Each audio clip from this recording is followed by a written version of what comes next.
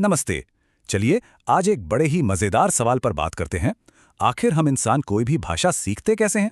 कभी सोचा है कि एक छोटा सा बच्चा जो कुछ महीने पहले तक सिर्फ आवाजें निकालता था, वो कैसे अचानक से बातें करने लगता है?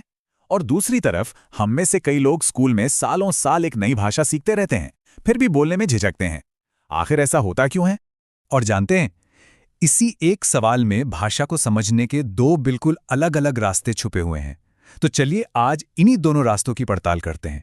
तो चलिए सबसे पहले रास्ते पर चलते हैं, जिसे कहते हैं भाषा का अर्जन।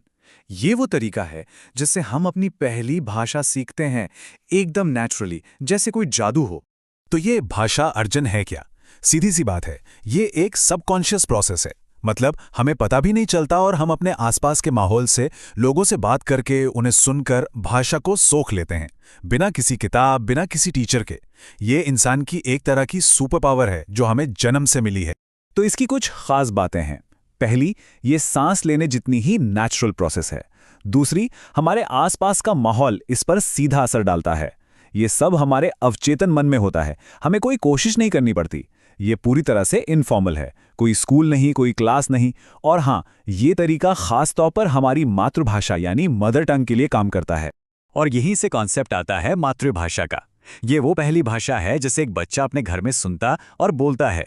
स्कूल जाने से बहुत बहुत पहले ही वो उसमें माहिर हो चुका होता है।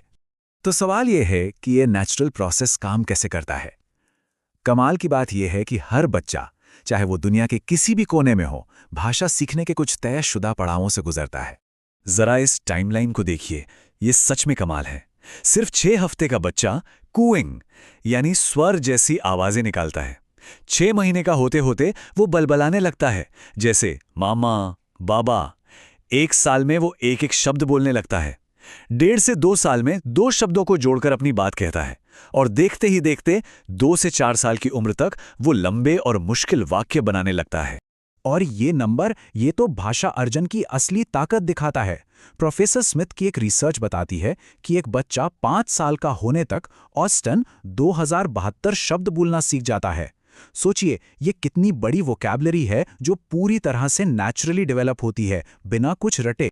अच्छा, तो वो था पहला तरीका जिसमें सब कुछ अपने आप होता है। अब आते हैं दूसरे रास्ते पर। यह है भाषा अधिगम का रास्ता, यानी लैंग्वेज लर्निंग। ये वो तरीका है जिसमें हमें भाषा बाकायदा सिखाई जाती है।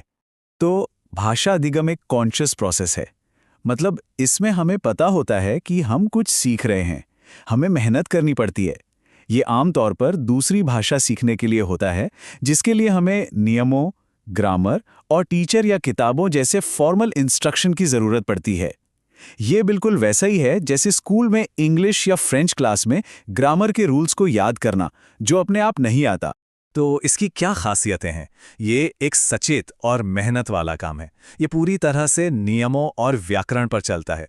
इसके लिए स्कूल जैसा फॉर्मल माहौल चाहिए, और ये ज़्यादातर किसी दूसरी भाषा या जिसे टारगेट लैंग्वेज कहते हैं, उसे सीखने के लिए होता है। तो अब जब हमने दोनों रास्तों को अलग अलग समझ लिया है, तो चलिए एक बार दोनों को आमने सामने रखकर देखते हैं। इससे पूरी पिक्चर एकदम साफ हो जाएगी। तो ये रहे मुख्य अंतर। प्रक्रिया के लेवल पर देखें तो अर्जन अवचेतन है, मतलब सबकॉन्शियस, जबकि अधिगम सचेत है, यानी कॉन्शियस। प्रकृति की बात करें तो अर्जन एकदम सहज और नेचुरल है, जबकि अधिगम नियमों पर आधारित और स्ट्रक्चर्ड होता है। अर्जन के लिए घर जैसा इनफॉर्मल माहौल चाहिए और अधिगम के लिए क्लासरूम जैसा फॉर्मल। और आखिर में अर्जन होता है मातृभाषा का और अधिगम होता है दूसरी भाषा का। तो अगर कोई पूछे कि इन दोनों में सबसे बड़ा फर्क क्या है, तो जवाब है वातावरण, यानी एनवायरनमेंट। आप किस माहौल में भाषा के संपर्क में आ रहे हैं, असल में यही तय करता है कि आप उसे अर्जित कर रहे हैं या सीख रहे हैं।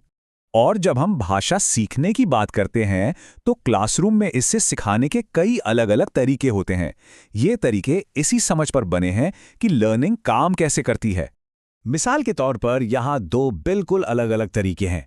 एक तरफ है व्याकरण अनुवाद विधि, जिसका पूरा फोकस पढ़ने लिखने और अपनी मातृभाषा से दूसरी भाषा में अनुवाद करने पर होता है। इसका मकसद भाषा के स्ट्रक्चर को समझना है। वहीं दूसरी तरफ है प्रत्यक्ष विधि, यानी डायरेक्ट मेथड। इसमें आपको सिर्फ टारगेट लैंग्वेज में ही बात करनी होती है। मातृभाषा का इस्तेमाल मना है। इसका मकसद होता है कि आप नेचुरली बात करना सीखें। और अंत में एक सवाल जो सोचने पर मजबूर करता है।